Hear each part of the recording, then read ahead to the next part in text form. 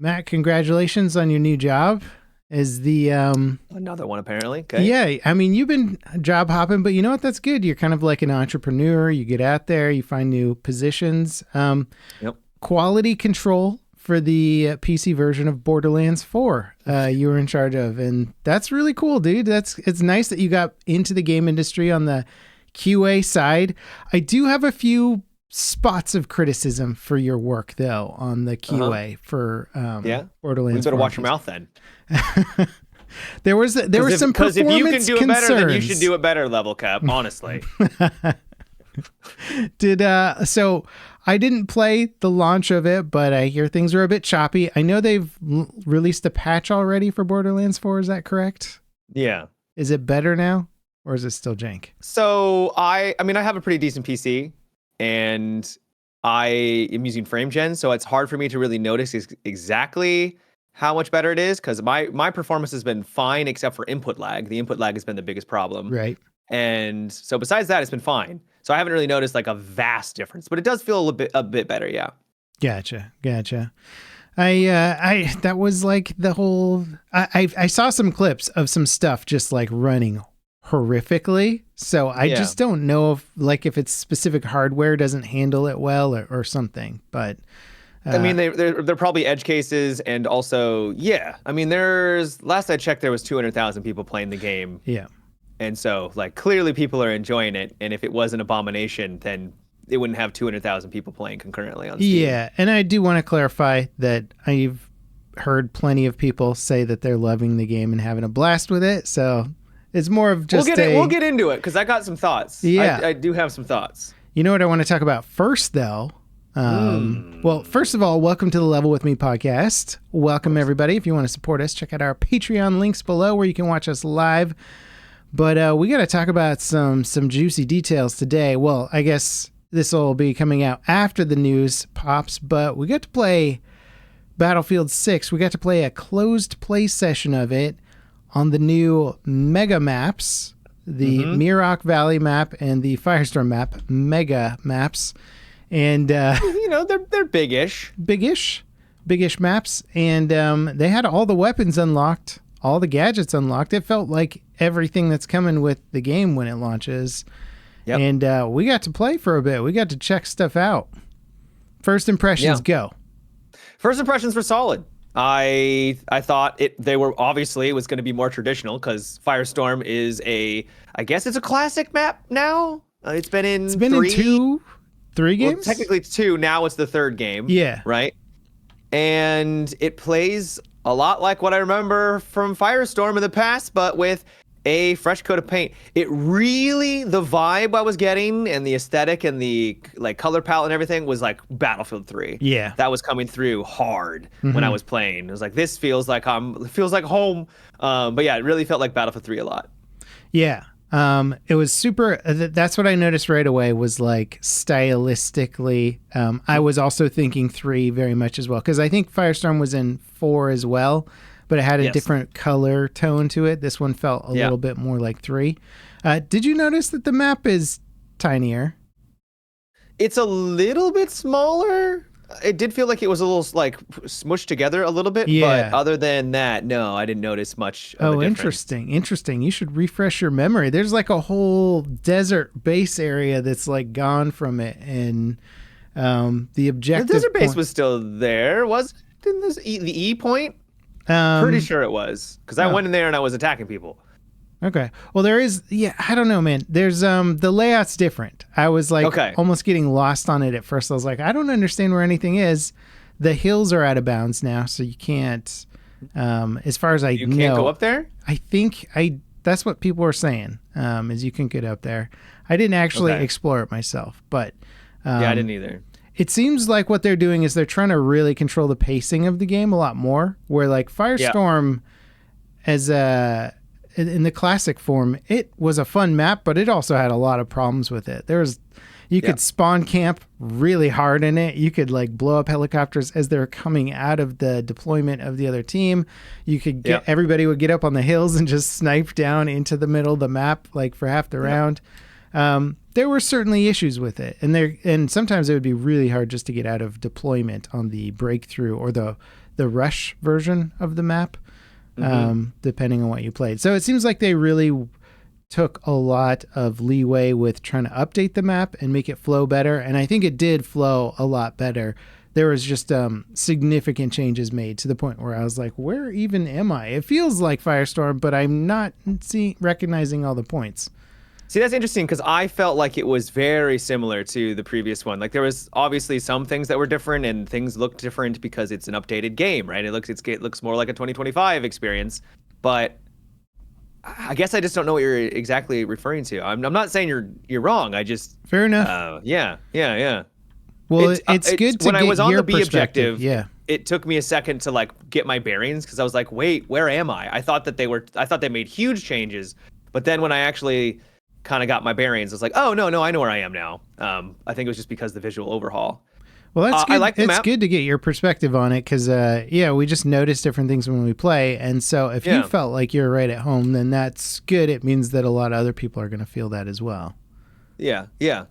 I like the map. The first impressions literally is it plops you in and there's like tons of vehicles that are right in front of you. There's like 6 tanks and they just roll out at the same time, which is, I believe, how it worked back in the original too. There's just a lot of vehicles just laying around, and your team can use. And I was like, okay, this is definitely the more all-out warfare experience that I think people were pining for during the beta. And hopefully they'll like it. I enjoyed my time on the map. Yeah. So Firestorm's pretty solid. Good vehicles there. It's Firestorm. I thought Miraak Valley was quite good as well. It's got like this giant building in the middle, which can be like a sniper point or a big infantry CQB fest fighting inside the buildings. And then around it is it's more flat, but there's enough little hills and defilade. Remember when we used to use that term all the time, playing PUBG and stuff? Or you could hide in the little ravines between the hills. So there's a lot of ways for infantry to get around the map nicely, which I like. It seems like they're very conscious of the infantry gameplay to make sure you're not just going to get obliterated by vehicles. Good destruction, lots of little buildings and towns and villages around the main area that can just get obliterated. Tons of vehicles. There's a lot of air vehicles, but there's a lot of anti-air scattered around the map too. So it felt like air potentially won't dominate, but it's so early to tell because you know how air versus ground meta evolves, and usually the first week after launch, you're like, people start unlocking all the good anti-air gadgets, and all of a sudden pilots start getting owned, or then they unlock the good upgrades for the jets and the helicopters, and then they start owning the infantry. So it's hard to know. I did have fun in the air. I also, as a tank driver, I shot down about 6 helicopters. So nice. I was just like, oh, okay, like it could be really tough for chopper pilots on this map. Did you get a chance to play in the helicopters at all? Yeah, I did. How did they feel? Because I got into the gunner position and it felt immediately way better than it did during the beta. Okay. Yeah, it did feel a lot better. I was mostly screwing around with my controls the whole time. I was trying to get my joystick working. But I went on a couple of little kill runs and stuff like that. Nobody wanted to join my gunner seat the whole time. I was like on these sprees and I was like, man, somebody could be up here racking up like 20, 30 kills. Fine, I'll just do it all on my own. No worries. Yeah. But yeah, it was fun. Did you see the construction crane come down in the middle of the map? No, I missed that.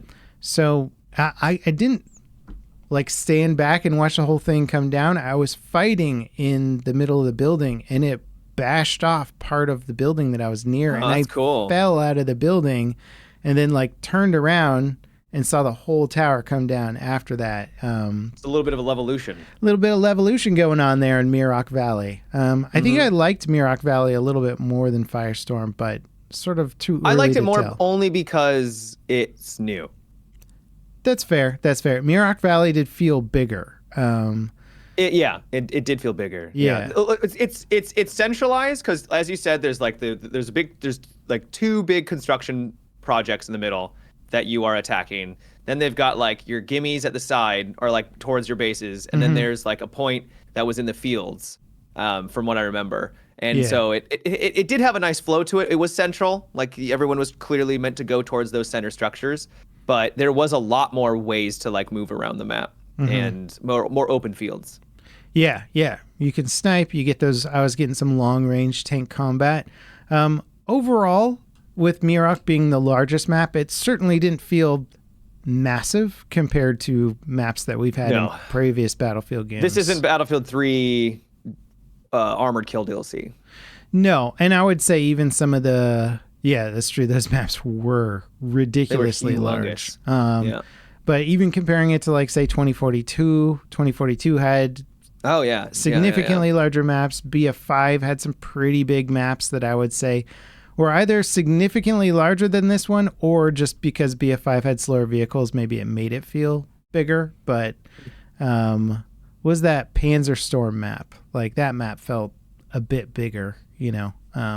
Yes, Panzerstorm was very large. Yeah, so we didn't get out there with rulers or anything, but just from the general feeling of it, it does feel smaller in scale. My big takeaway from it, though, is that even though it may not be the biggest map in the Battlefield series or even close to it, it does play more like a traditional Battlefield that people were kind of expecting, I think, from the beta. And I think my general thought after was like, this will be a fun map for people that are wanting that experience, right? It played well. So what you're saying is size doesn't matter. Definitely, yes. And I've been telling myself that my entire life. So, did you get a chance to mess around with all the gadgets? There's a lot of new gadgets. There's a lot of gadgets, and they're very... So, unfortunately, some of them were just straight broken, and I don't think they were working properly. There's, for the assault class, you can use the ladder, and I thought the ladder was going to be lame. Bro, it's really fun to use. Yeah. Just quickly jumping up onto like a little shed that normally you wouldn't be able to get onto. Boop, boop, boop. Got a different angle, pop some heads, jump down, grab your ladder, go to another angle, do the same thing. Really fun. I was very much liking the ladder. There is a charge that you can use where it will burrow through a surface, apparently, and then flash people on the other side. I don't think it was. I think it was broken. I didn't use that one yet. Yeah, I think it was broken. Okay. Because I would shoot it at a surface, and then I ran to the other side to get flashed myself to see if, and it just never worked. So yeah, I was using the mortar a little bit just to see what it was like. Trash, and I'm so glad it's trash. So I couldn't tell if it was broken, like if they hadn't fully implemented all the features yet, or what. But yeah, I hope that it remains not particularly effective, or they emphasize more tactical uses where you're dropping smoke and like spotting flares or something versus kills.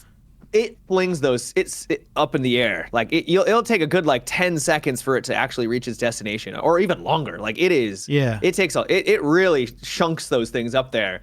And so if the enemy's moving, like you're not hitting the target. Like it's just not happening. It seems more like if they're in a building and you want to decimate the building, then it would be useful for that. But even so, more of a like, let's break the building, but it's not going to guarantee kill the guys in it, you know? And as you said, I don't know if it was broken or not, because I didn't. There was a ton of enemies where I was throwing this thing and I didn't get a single hit marker. I think at the end I got maybe like one. It sort of sounded like it, but I wasn't in it anymore because I was like, this is stupid. And so maybe the entire time I was getting hit markers, but because I was in the gadget, it wasn't notifying me. Definitely didn't get any kills though.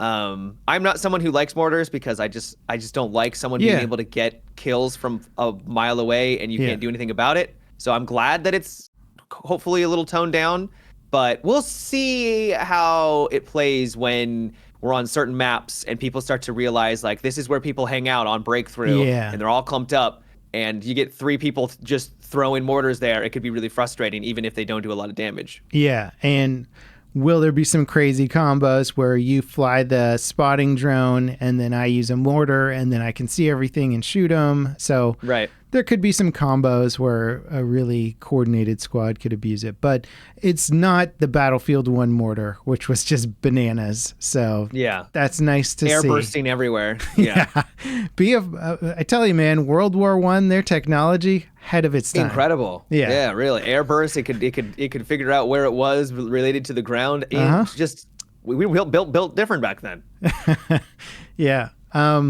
The Sledgehammer, probably my favorite gadget now. Super fun. Everything there. It might be too overpowered. So basically couple hits on any wall, it's gone. You replaced your knife, your melee weapon, with a sledgehammer. It seems to be not class specific as far as I can tell. You can do it on any class.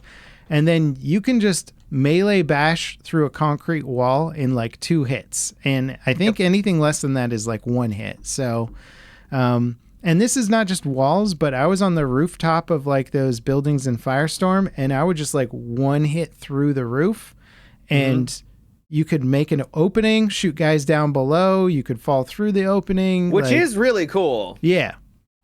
But it seemed like, I remember in like BF3, BF4, you could get like a grenade launcher and blow open a wall and like run through and shoot the guys, and you're like, I'm such a badass. It seems like everybody now gets that ability infinitely. Yeah. And it could be a problem. Also, it replacing the knife slot seems kind of ridiculous to me, where I'm like, hang on. Why would anybody run with a knife when you can have a sledgehammer that can destroy an entire building? I think they might have to rethink that. They might actually want to consider making it a gadget or making it a permanent gadget for a specific class, you know, like the assault class or something where something. It just seems my like, guess is it's not why it's not a gadget is because you do need to be directly next to something to use it, and it may not be as powerful. It's obviously not as powerful as a grenade launcher. You can use it indefinitely, obviously, but it's like, you compare the power to the grenade launcher. Like, I think most people would choose that instead. Sure. And so I get why they made it the melee, but I do also agree. I think it was probably a little bit too strong.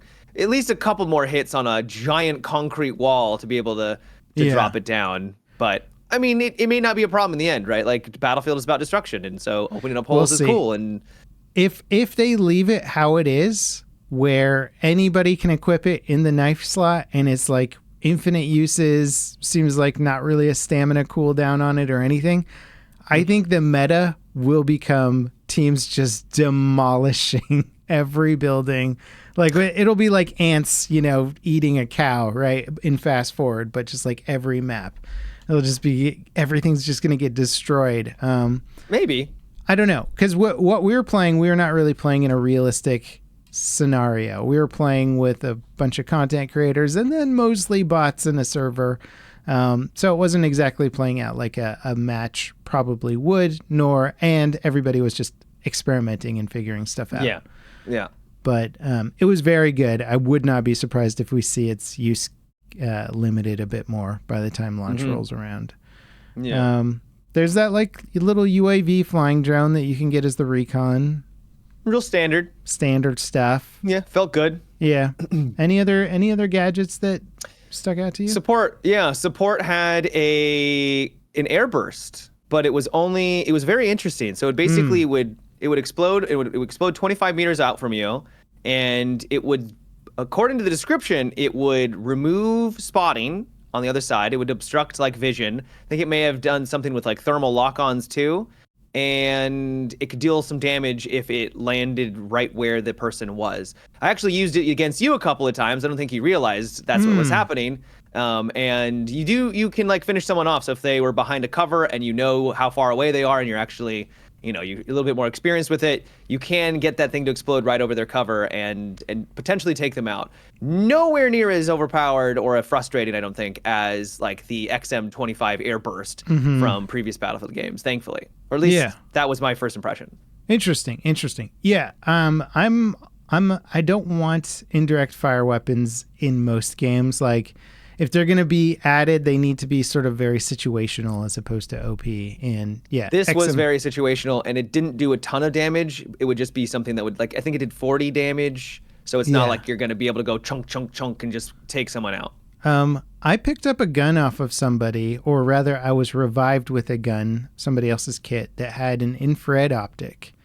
Yeah, I didn't experiment with that. Dude, there are so many optics customization options. Holy. It's like Battlefield 4 again, but even crazier in terms of optics and stuff. It's for sure the most customization I've ever seen in a Battlefield game. Like, maybe times 2. It's pretty nuts.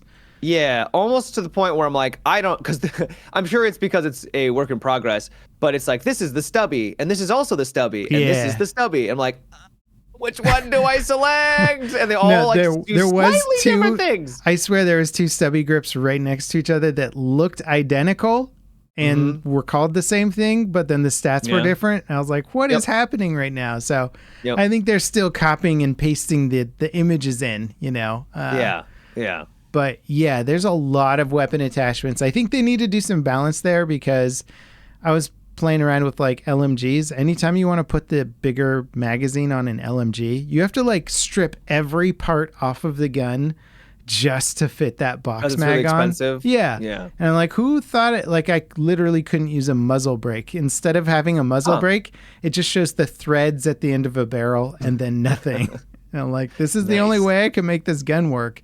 Is if I take the break. How expensive was it? Because I found they're like most 55 points, but then you have slots that have to take up points. So like, I think your optic, you're guaranteed. Optic, yeah. There's a bunch of parts that are like, this is a guaranteed 5 to 10 points minimum, and there's no way around it. And so I think they've kind of screwed up some of the attachment points. They'll just have to do a little balancing with it, but. Yeah, I do agree. But at the same time, this is going to be something that I think is going to require balancing even after the game releases. I just think it's complex enough where they'll constantly be tuning different values on how much this attachment is worth in comparison to another attachment, right? For sure. But what I did like is that there was more choices, and you actually had to make a choice on, do I really want a very expensive underbarrel? Do I want an expensive, you know, what have you? Because during the beta, it was just like, well, deck it out in the most expensive stuff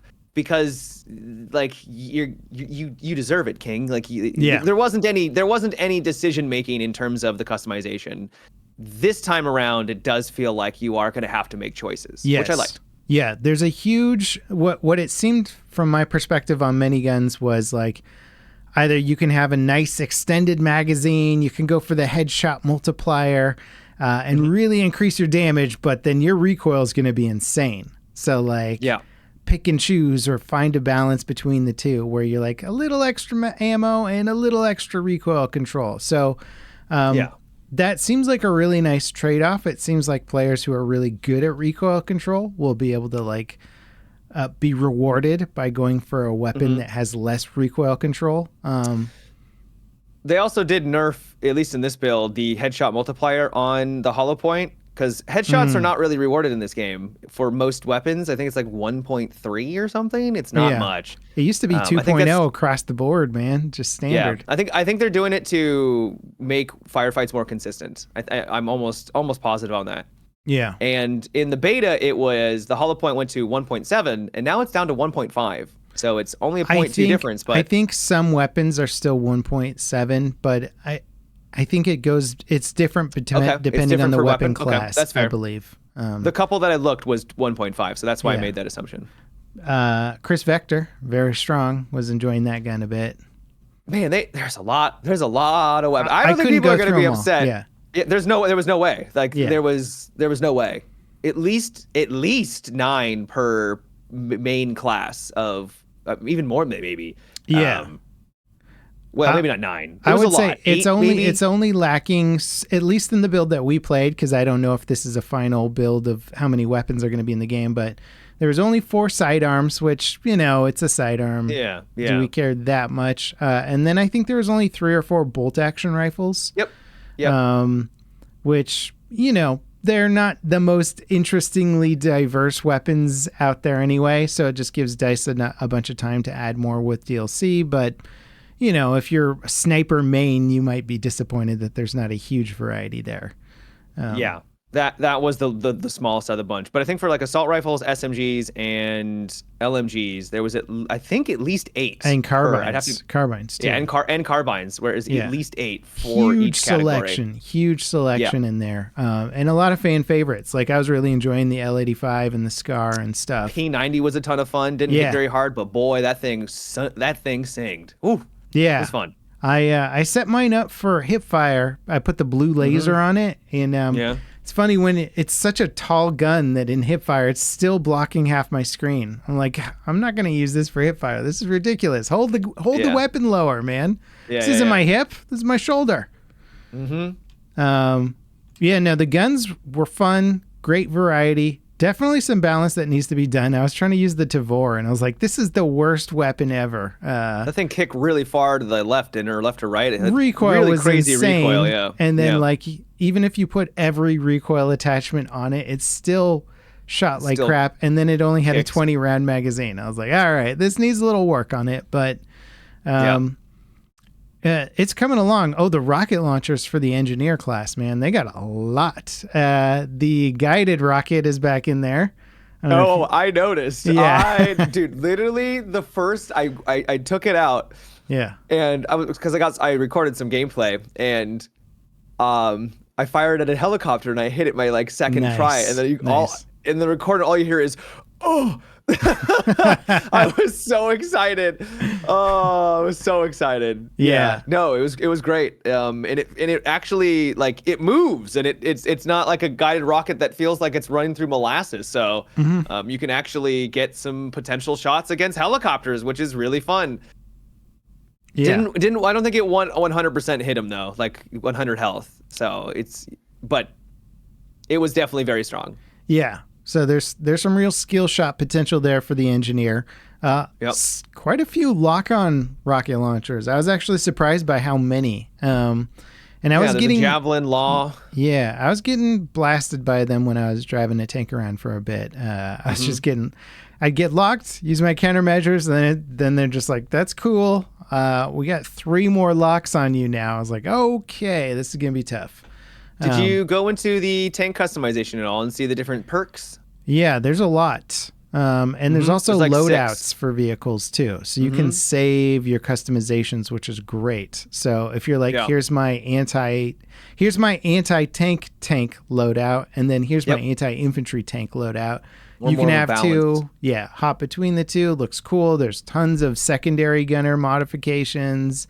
All kinds of countermeasure stuff, from shooting down incoming missiles to like faster repair stuff to heavier armor you could put on your tank that makes you slows you down. But you take more. You can take more damage. Yeah. A lot of you. I'm like, I got no complaints when it comes to like the weapon and vehicle customization. There's so much stuff in there. The optics are super cool. You have to make too. like interesting choices too. It's like, do I want more armor, or do I want something that I can?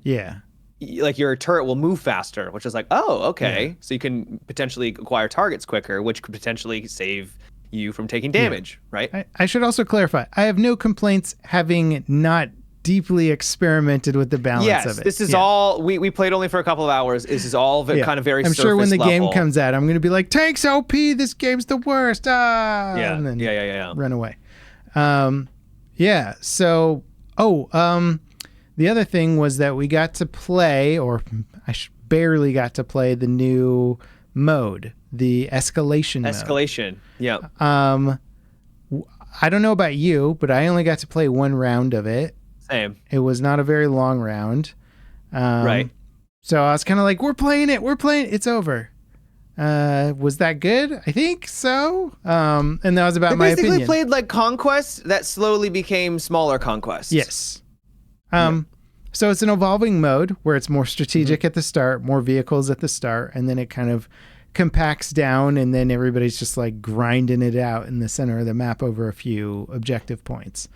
I like the concept.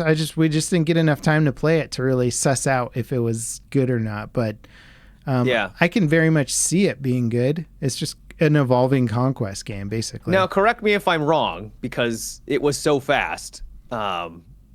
It's essentially more conquest points than normal conquest. It starts with 7 at least. Yeah, it's a lot, and a decent amount, and you cap them, and then when your team holds more of the objectives, it fills a bar up, and as you're filling that bar, once it reaches the end, your team gets a point if you do it before the enemy team fills up their bar, and then it shrinks how many objectives are on the map, and you keep doing that over and over until one team wins. So I think you're correct on that. That was the win condition. Yeah, I was also trying to figure it out, and I was like, I think that's what we're doing. But at first you're like, why are there numbers and stuff at the top? This doesn't make any sense. Yeah, it threw me for a loop too. So I like the concept of it. Just gotta play it more because it's impossible to figure it out and give feedback on it. Yeah. Also, man, we were playing against so many bots. I was just like, I wonder what this plays like in a real match. I mean, there were players, and there were some good players too. But yeah, it was a bit unfortunate that, especially near the tail end of the event, that there was so many bots that were just present. Yeah, I ended up on a team with me and one other real I'm aware. player. I was because it was just bots by the end, and it was you and some other guy. I knew where you were because you kept killing me from the top of the tower of the Firestorm. And I was like, all right, I'm coming for you, level cap. There's this one bot named Matimio, and I kept just sniping him in the head over and over. It was yes. You did get some good shots off against me. You're not wrong. Yeah, I didn't make a montage or anything, but I will eventually. But yeah, this is just making me want to play the release of Battlefield 6 more. Everything I saw, I liked. I'm excited. It's got some rough spots still in regards to balance, but other than that, what? The one thing I wanted to mention quickly, we've talked about this before. Mm-hmm. Especially the Valley map, Miraak Valley. I think that's what it's called.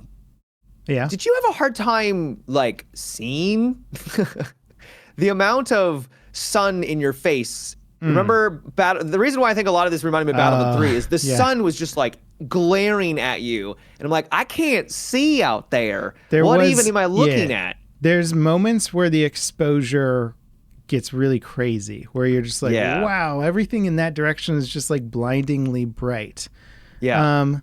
Not a hard thing to tweak, and I didn't notice it quite so much. I was more just trying to figure out the map and stuff, but I think the artists are just having some fun. They're like, doesn't this look cool when you crank it up? And then the people playing the game are like, yeah, it looks great. It visually looks great. Yeah. But man, it sucks when you're like, I just do not know what's outside right now. I can't see anything. Yeah. The constant balance and fight between, I want to make this game look as good as possible, and then the game designers who are like, yeah, we need to be able to play it also. Yeah. So yeah, as somebody who's played a ton of airsoft, it was reminiscent of real life, where sometimes you're just like, I can't see anything in that direction, but that's where they're shooting us from, because they got the sun behind them, and now we just can't see them. So, if you're super milsimmy, then great, it's realistic. If you want something a little more arcadey, it might be annoying. Yeah. It was a minor complaint in an overall great experience. Yeah. No UI commentary from you, Matt? No, I didn't have any issues with the UI. Bro, I'm gonna go off on the UI for a second then. Okay. Because hit it. I was trying to bind some helicopter keys, and dear God, the amount of spaghetti menu chaos that this game is for settings. There's it's cool that they're bragging a little bit about all their custom settings and stuff in their trailer. They're like, on PC, you can do this and this and this. We've got all the PC settings. You have to go through 4 sub-menus to reach, and you're like, is this even the right place for it? And if you can find it. It makes, honestly, it's like they're competing with Star Citizen to see who has the most complicated customization menu. The key binding menu is beyond complex. Yeah. So, it takes you 50 seconds to find where you need to bind a key every time, and then you go, and then if you need to go back, you're like, oh, go find your way through this chaos of menu system again.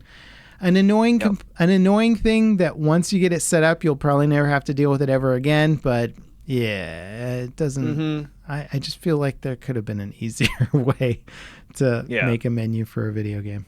Anyway, overall excited. Hopefully we'll get to maybe see something else before launch, but I think the only thing we're not getting a beta, that's for sure. Yeah. Well, the only thing I would imagine being able to test before launch, and again, none of this is confirmed, and I haven't heard any behind the scenes talk about anything, is maybe we'd get to try the Royale, but maybe. I have a feeling that they're going to save that for post-launch. So if we do get an early access to that, it might be early access after the game comes out. Because I don't think that's coming with the release. Though they did post. Do you want to transition to talking about the Battle Royale? Because they did make a post about how it's going to be different from the base, from other Battle Royales. Yeah. Okay, so you want to go live then? And Yeah. Okay, cool. Let me. Unless there was anything else you wanted to talk about. No, I think we're good. Yeah. Okay, it's good 30 minutes. All right, let me kick off the stream. Poor guys are waiting. I was like, maybe 20-ish minutes. We've underestimated our power. I know. All right, hopefully that's the correct link. I sent him to my porn favorites website again. Oh man. Oh wow. Yeah, my bookmarked. My porn bookmarks. Dang it. All right, we'll give the guys a second to hop in here, and then carry on with the old podcast. There's Applesauce. Hey man, thanks for being patient. Hello. Sorry that we had to talk about NDA stuff. I told Matt that you guys were trustworthy. It was his idea. You know, he was like, no, man, I don't want to get sued by a mega corporation. Yeah, sorry. It's like, don't be a pussy, Matt. Come on. Sorry for not wanting to break the NDA. You'll have to forgive me. Yeah. Hey guys, thanks for dropping in. Apologies for starting late. We were gonna chat about the Firestorm, Battlefield 6 Firestorm stuff that was both leaked and they did a whole post on it. So yeah, so I've only seen a couple of the leaks. Maybe we'll talk about that in a minute, but. What it sounds like is that they are trying to not just make this a carbon copy of other battle royales, and they're trying to infuse, to some extent, the Battlefield experience within the BR genre. The big takeaways is classes and vehicles are going to be making a really big impact on the gameplay. You're going to have all 4 classes, reviving. You're going to have spotting, all that stuff, taking out tanks. And then you will have tanks that you can call in and potentially sway the battle into your favor. Did they say that you're going to be able to, could you stack 4 support classes and everybody gets defibs? Yep. Yeah. Yep, you could do that. Yeah. So, I mean, obviously classes, first and foremost, you want to balance classes around the base game mode, right? Right.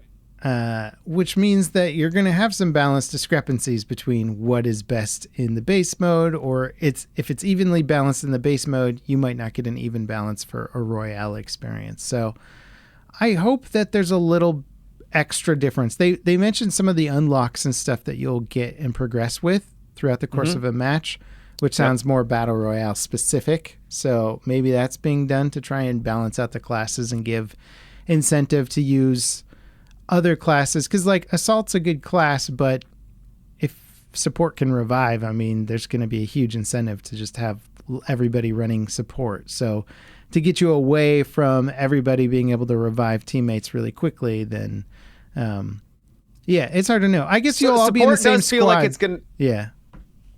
Support feels like it's going to be the preferred choice, because anytime you're going to be able to revive a teammate, that's huge. They did say there's other ways of getting your teammates back in if they get taken out.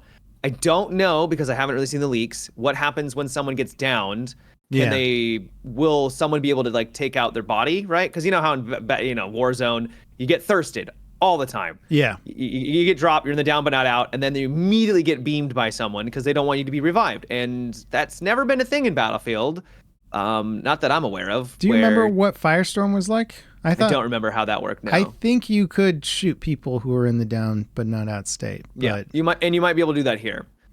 The thing though is, and the reason why the medic may not be as important is, everyone can revive in a squad now, and you can drag your teammates to a corner and revive them just by the drag mechanic. So it may not be obviously defibs real quick, a lot faster, get you back up on your feet. You've got a guy back to 100%, ready to go instantaneously. Yeah. But you might be incentivized to bring an assault player who can put a ladder into a position that normally would not be accessible. They did mention, I think they mentioned, maybe this was part of the leak, the fire will kill you instantly. Yeah. So if you are in the fire, you're dead. So if you are in a position where you need to get through a building and there's no real good way of getting through the building, maybe going upstairs and through a window or something will save your team, and having a ladder or whatever to be able to get there might be really advantageous. Yeah. Engineers being able to take care of tanks. I'm guessing there's going to be more than just one way or one class that can deal with tanks, because that would suck if you're the like 2 people in your squad are alive and the other team has a tank and you've got nothing. That would suck, right? So we'll see. I liked so in Firestorm, I'm trying to remember, but I don't think they had classes in Firestorm. I think you picked stuff up. I don't think they did. Yeah.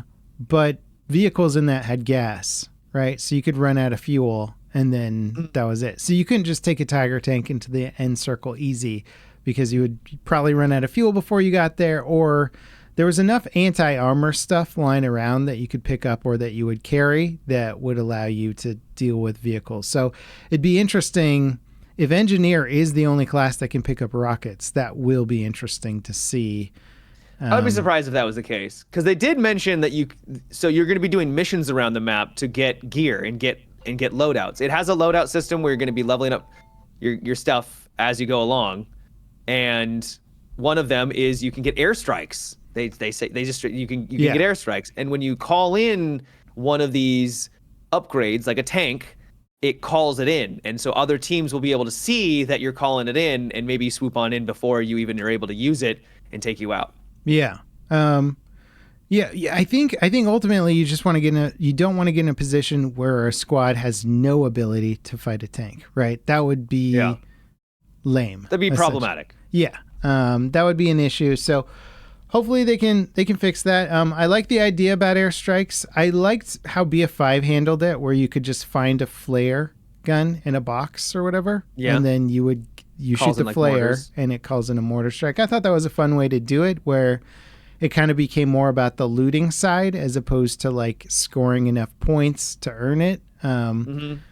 Potato, is a different approach to getting stuff. It just means that a team that's doing poorly can't like get lucky and find the really good loot or find a good airstrike or something like that. So we'll see. How do you feel about them? So you can apparently bring in loadouts. Like you can find something that will allow you to bring in a loadout. Do you prefer that, like the Warzone approach? Do you like it where it's just more ground loot? I don't like loadouts. I think it makes every game feel a little too samey. I think it would be so, considering that they have such an impressive attachment system in the game already. Why not? And again, I haven't played, so I don't know if this is or isn't the case, but I would much prefer, like, here's a base gun. Oh, you found the cool magazine. You found the cool optic. Build your gun as you go.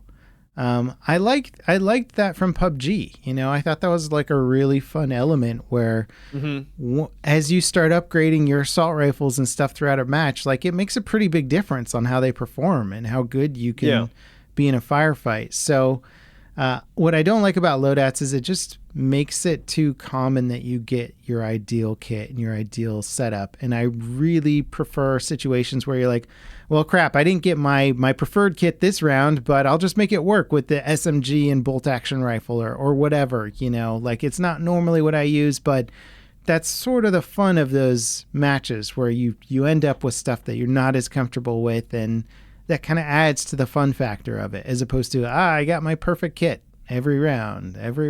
Like that's more boring to me. Yeah, I wouldn't disagree. I agree. But anyway, we're kind of theorizing about a mode that we haven't played yet. I will say visually and destruction wise, those two things seem like Firestorm really has it going for them. I haven't seen many. I saw like a 30-second clip, but it looked like just a straight up like Warzone. It was not to use the word Warzone because that's Call of Duty, but to see like the fire in the background, like tanks, there was like some sort of explosions happening. It was like, holy God, this looks so immersive. It was very, very impressive. Visually. Yep. And the scale of it too, the map looks bigger than just about any. I mean, it's probably on the scale of the original Firestorm map, but with tons of buildings, which means probably tons of destruction based on the leaks they showed. The map really coming apart at everything. Like the guy was just sledgehammering stuff and just breaking every building apart. And I was like, oh my God, can this whole map be absolutely leveled to the ground? If so, that could make it really exciting for a Royale experience. So anything that's even close to the original Firestorm, I'm excited for. But the original Firestorm was a more traditional approach with you drop in, you don't really have anything, and you got to pick it up. It seems like they might be straying from that a little bit on this one in terms of how looting and stuff works. So we'll see. I'm curious. They got a whole new team, different approach. Maybe it's great. Maybe it's not. Yeah.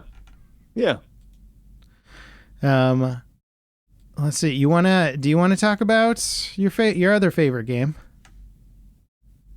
Well, I can't tell if you're making this a joke or you want to talk about Borderlands 4. I was gonna say Star Citizen, Matt. Or didn't want to talk about? Of course, my other favorite game. Okay, is there actually news about Star Citizen? There's news about news. That's not news. Well, I'll keep it brief then. There was a Star Citizen Live, which is like a weekly live show that they do. Oh, was it their big event? No, they just do like kind of a chat with devs once a week, and they bring on different devs to talk about a different part of the game, whatever. Gotcha. They did one, and the community manager was talking about the big CitizenCon event that's going to happen towards the end of the year. Actually, I think that's what I thought. Yeah. Okay. He mentioned that, this big event last year, it was 2 days long. It was exhausting because I covered both days and was just like done with it by the end of it. But this one's going to be 2 hours, I believe, total. And then he's preemptively said, like, anyone who's expecting a lot of Squadron 42, we're not showing any Squadron 42 stuff. And he said the reason for that is because the team didn't want to take time away from working on Squadron. They just have their noses down so that they can hit their release date of 2026. And he basically it's that they're behind then. Well, exactly. So they're grinding, and then he said, and hopefully, he said, man, I'm not going to remember the exact words, but he basically was like, he said, like, I think we'll hit the release date, or like, hopefully we'll hit the release date. They won't. And everybody's like, cool, great. So if this guy's showing a little bit of skepticism. 2027. Yeah, so basically, long story short, doubts about the 2026 release date for Squadron 42, which comes as a surprise to nobody on the planet, but it is still disappointing for fans who want to play Squadron 42. Yeah.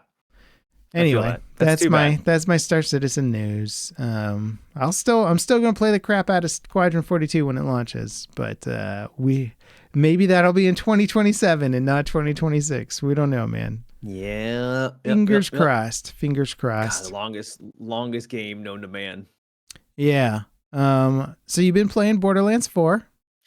I have, yeah, and I have thoroughly enjoyed my time with it. Nice. It is mired a little bit in controversy because so the game is fun. Yeah. It is Borderlands. They clearly learned their lessons from Borderlands 3, where they toned it down.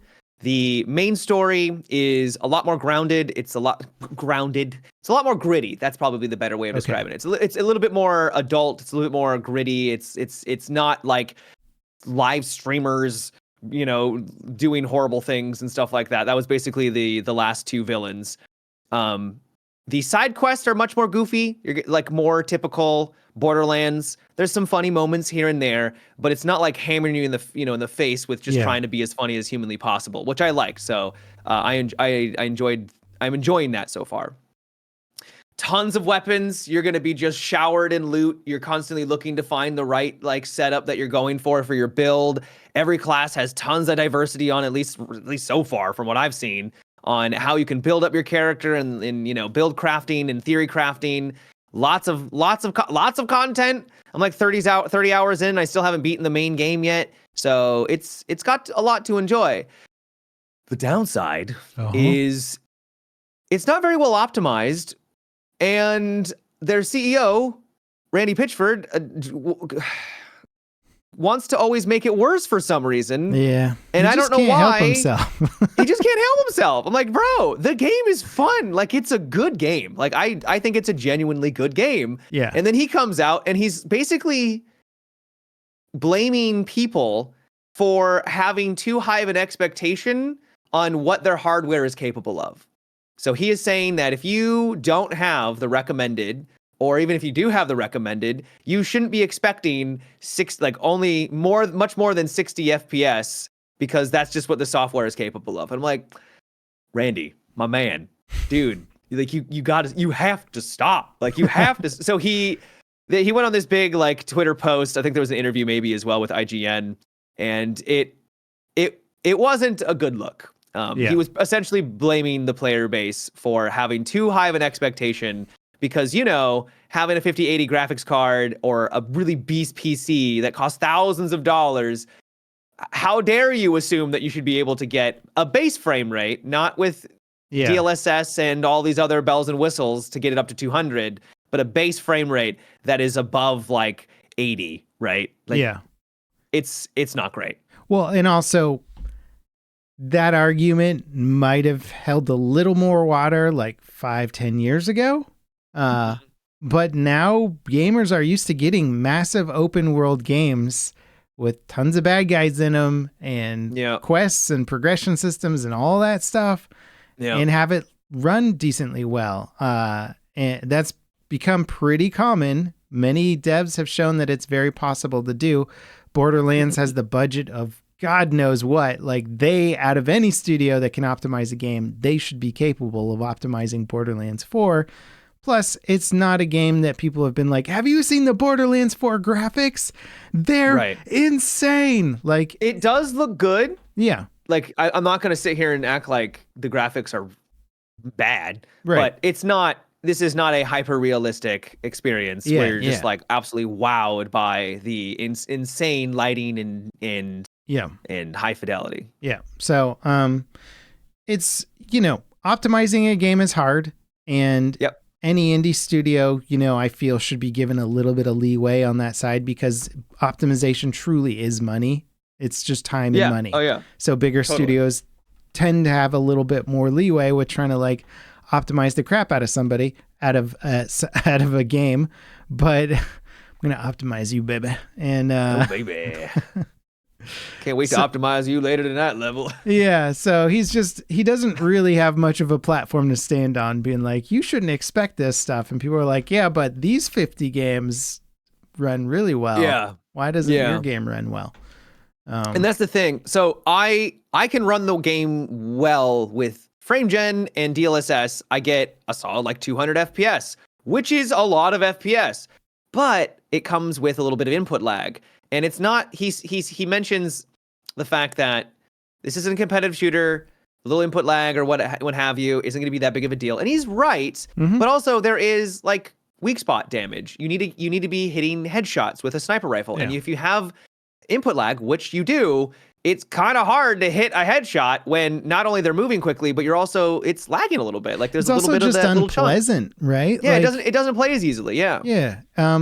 It's funny, but if you have a test set up where you can go between like, here's what it feels like with frame gen and input lag, and then turn it off and then play without, you're like, oh man, that is like a noticeable difference. Like, it's much more pleasant. And a lot of people, myself included, will opt to play at a lower frame rate with less input lag than what you get with frame gen. And he said something like no one, like statistically significant, people can't actually tell the input lag is there. I'm like, that's just because they can't tell doesn't mean they can't feel it. Yeah. And they don't, maybe it's controllers, because I think if you're using a controller, it's probably a lot harder to decipher if the input lag, especially because there's like, I'm assuming aim assist. And so it just kind of snaps to where you want it to go. Mm-hmm. And so if you're using a controller, yes, it may not be as noticeable, but mouse and keyboard, it does feel a little sluggish. Not game-breakingly so. This isn't like a Stalker 2 situation where holy hell, that was some input lag. But it is there. Yep. And he's just putting his foot in his mouth, which it's like, dude, you've made like, it's a good game. Like, you've done a good job. And then you could have just came out and be like, hey, we're going to be working on optimization. Even if he didn't have any giant plans of completely overhauling the game's optimization, just say, don't lie, but at least, be like, yeah, we are going to work on it. We're going to do our best. If this is truly the best that they can do, then I guess say that, which is what he basically did say. Yeah. But yeah, just be like, hey, we're going to work on it. Not whatever the hell this was. He's not going to stop, because every time I see a Randy Pitchford headline, it's not good. It's not a good one.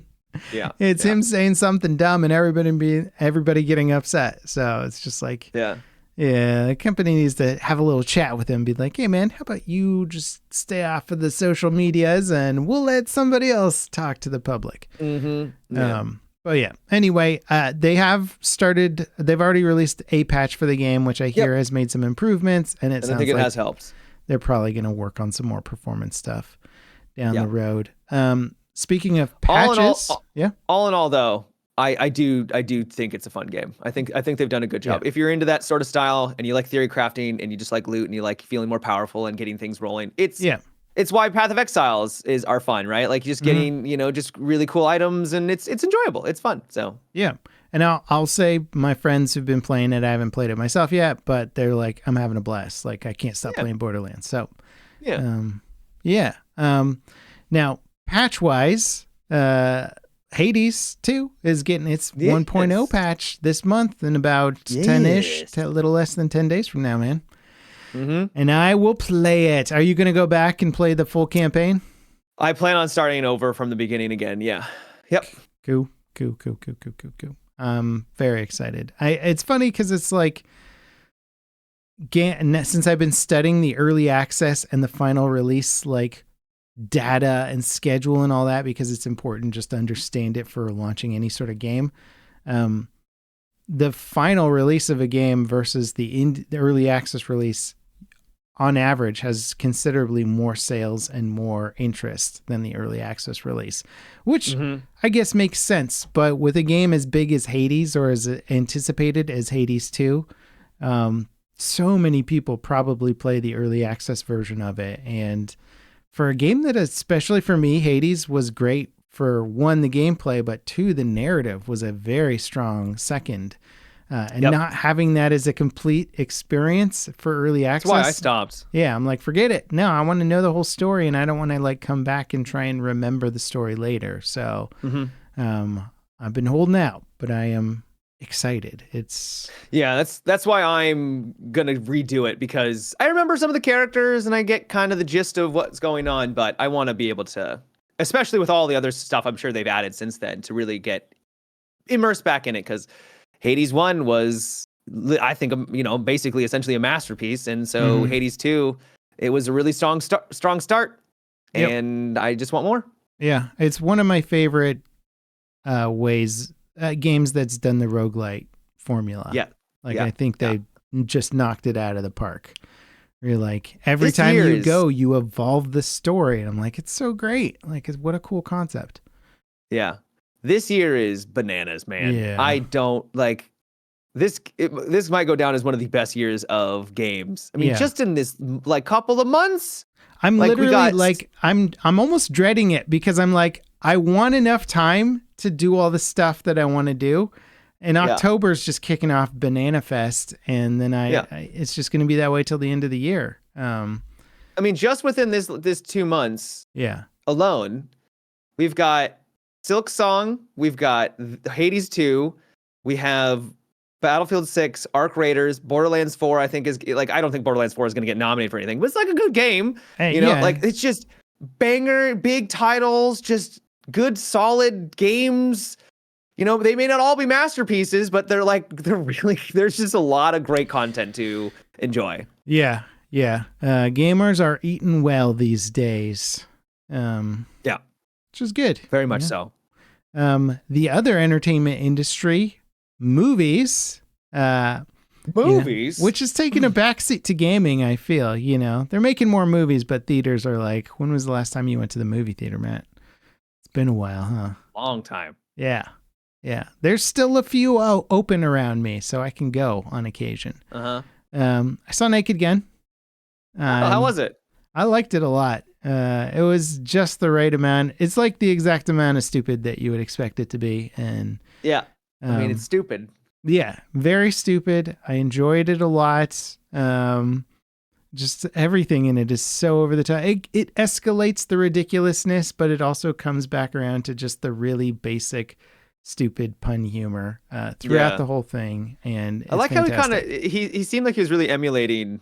I can't remember the original actors. Leslie Nielsen. Nielsen, because I was going to say his name is. They're so similar. They're so similar. Leslie Nielsen. That's it. Yeah, I think it's Nielsen. Yeah. He was great in it. Yeah. The scene I saw I haven't watched it, but I watched the preview of it, and him going to the bathroom and starts just unloading into the ceiling. I was just like, this is so ridiculous, but it's funny. Like, it's just funny. Yeah. No, that scene's great. He's showing his body cam footage to like basically nail a perp, but he doesn't. He starts at the beginning and is like fast forwarding to 3 different parts of his day. And one part of his day is drawing a firearm to cut in line to the bathroom. So because he's got diarrhea and he's going to go to the bathroom really quickly. He's like, out of the way, police business. It's great stuff. I mean, the movie literally opens up with like a bank robbery, and they're taking a device out of a safety deposit vault, and the device just says plot device on the device. He picks it up and it's just plot device. And device. Yeah, I miss the era in which those movies were really popular, and it's fun to see that sort of slapstick comedy come back. And I really hope that they make a sequel. Also, Pamela Anderson was really good in it. Like, she's very funny. Yeah, she's got incredible comedic timing. She was like perfect for the role. Like, nice. Her and what's his face? Why can't I think? Liam Neeson. Yeah, they just did a fantastic job together. Enjoyed it. I think it's one of those movies best watched with friends, though. I think it's like that Anchorman type thing where when Anchorman came out, I remember renting it and just watching it by myself. And I was like, that was all right, I guess. And then when I watched it with friends later, I was like, oh yeah, this is way funnier with people. It's fun how that works. Yeah, it is funny how that works, but I would lump Naked Gun into that category, but it gets 2 thumbs up for me. 2. This is as many thumbs as you can put up, so it's good. Yeah, unless you have a birth defect or something. I guess that's true. Didn't think of that. Yeah, well, you got me here to think of these things for you, Matt. Yeah, yeah. Thinking always of trying to loopholes over nitpick my here. comments. I see how it is. I see you. Mm-hmm. Have you played the latest finals season update? Yeah, I checked it out. It's not one of their bigger ones. They didn't add like a ton of new stuff, but it's just that game just keeps trucking along, and it's getting more players. And it's got a good solid formula, dude. Like, yeah, I had a blast. I had a great time. I really, really enjoyed it. It's just it's once again why Embark Studios is just a really consistent company. Yeah. Some of the most outlandish, goofy customization skins in gaming. They added one since I last played, apparently, where you can just be a shark. You're just a giant shark man. And it fits because like you're playing a game inside of a game. Yeah. And like, why not, right? But at least it fits within the tone of like the finals. It's not Nicki Minaj or what have you, a crossover. It's the finals customization, if that makes any sense at all. Yeah, right? no, like, it does. They're not aesthetic. doing cosmetics that are clearly paid advertising, right? Right. Yeah. They're doing weird, goofy cosmetics that they want to do. And because it's weird and goofy that fits their style, it feels appropriate and it's not aggravating to see, right? Yep, you're not running around in a advertisement anymore.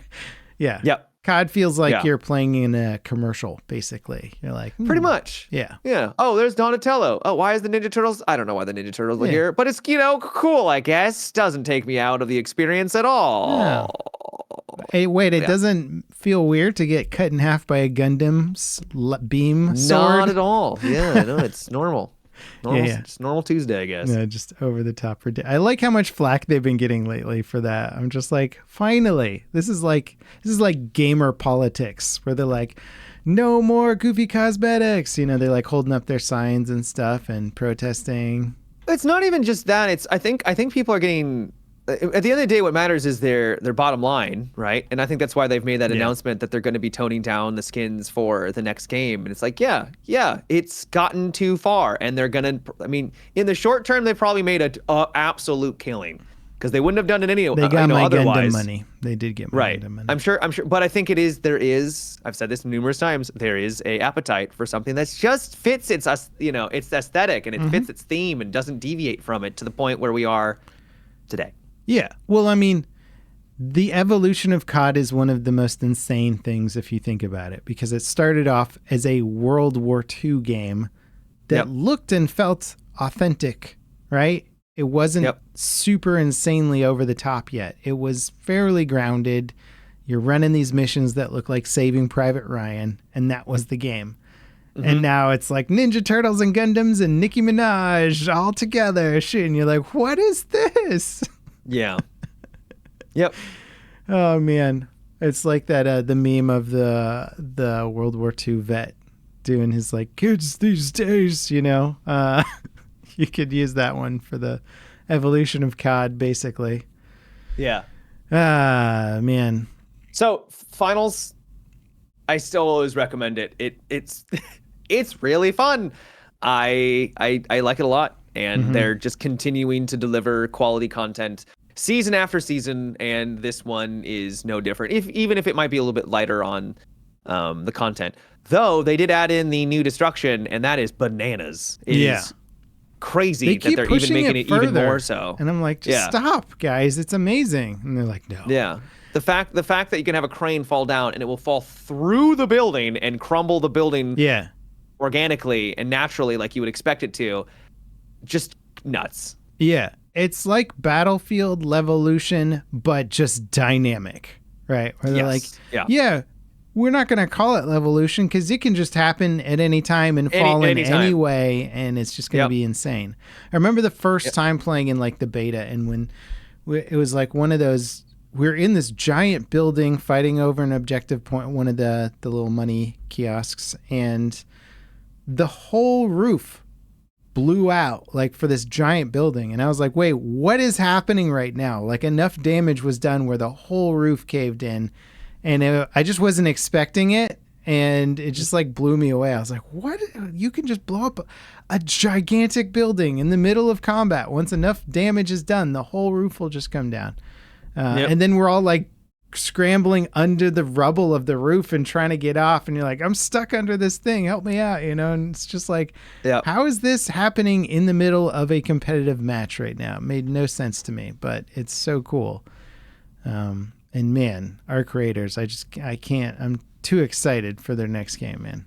Yeah. Speaking of extraction shooters, what a transition, Level Cap. You're a professional. I played a new game made by Gaijin, the guys that make War Thunder, called Active Matter. Yeah. And the easiest way to describe it is that it is a blend between Tarkov and the Stalker series, where you go in and it is PvPvE, where there will be other players, and there'll be anomalies where you need to throw like a coin to blow up an anomaly that will flash and stun you if you're too close. Yeah, it'll still flash and stun you when you do that because it's still it's not even early access. You have to buy it from their store directly. There'll be essentially little bombs anomalies that if you run through them will blow up and you'll take damage. There are creatures and just this horrible shadow-like beings that will attack you. Yeah. There's the weeping angels where if you don't look at them, they'll attack you. Stuff like that. All the while, don't like this. There's other players running around, right? Yeah. So conceptually, really cool, right? Like going into this place, anomalies and stuff like that. Execution-wise, it's not there yet. It's not there. It's disappointing because like I do like Gaijin in terms of they've made their War Thunder, right? So I believe so, yeah. I really like War Thunder. I think it's a solid game.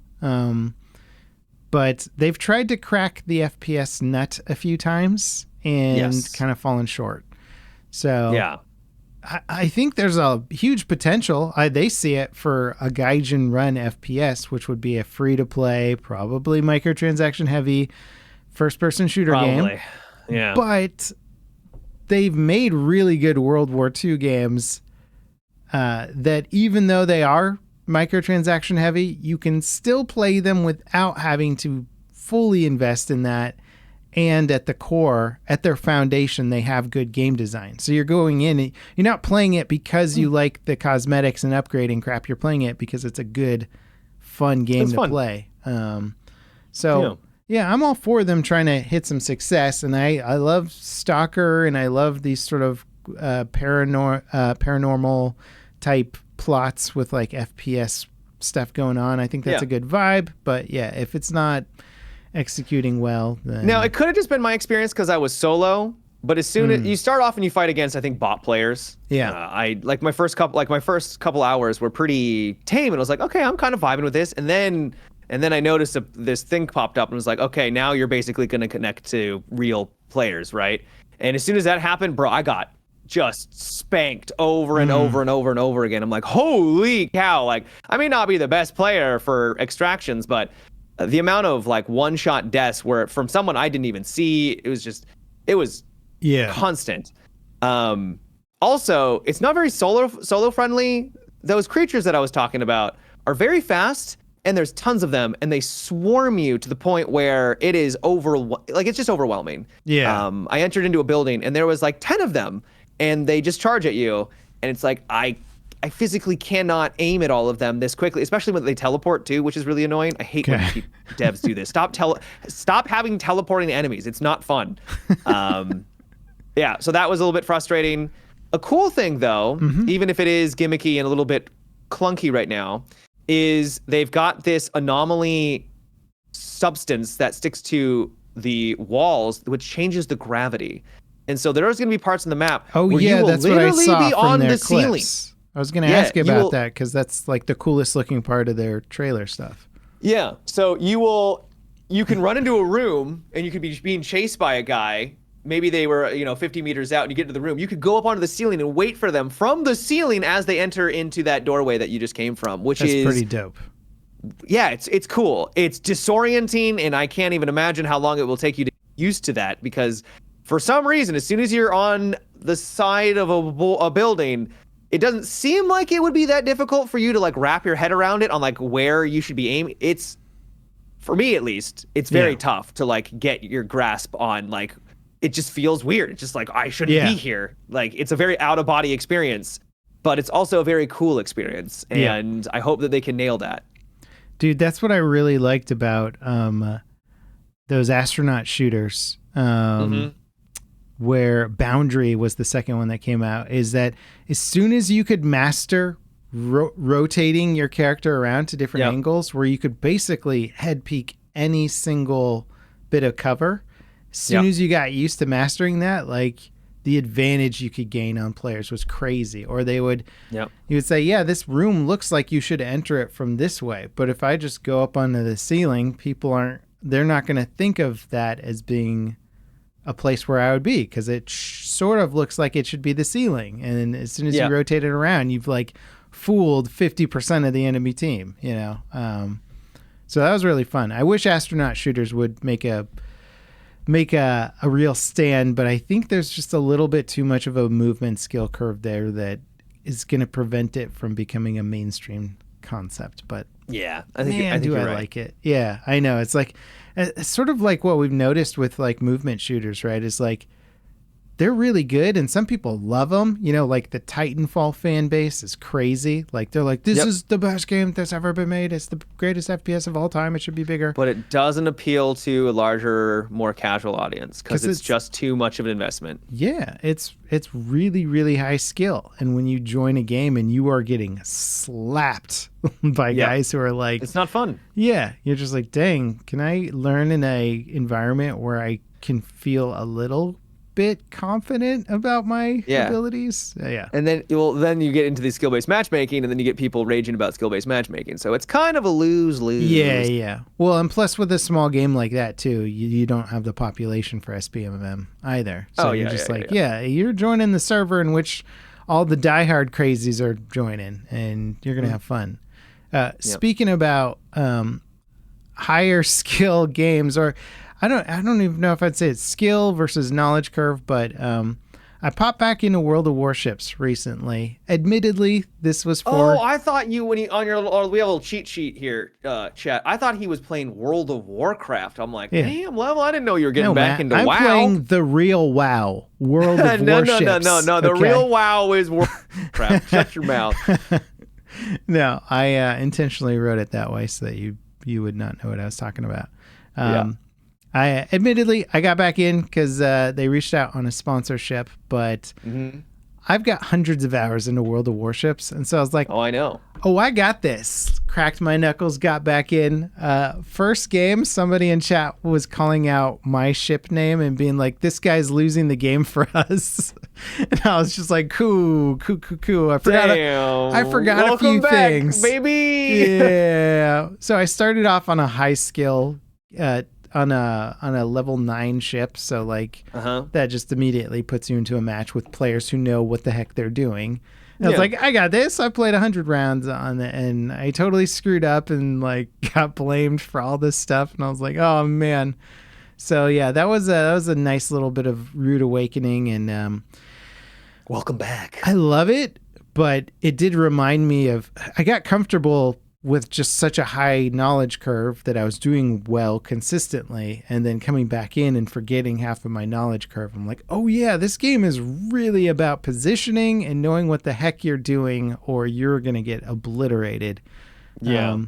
But it's so rewarding once you get up to that high level of play. It just creates that really difficult introductory experience, right? Where you're like, new players have to have a safe place to get good at the game.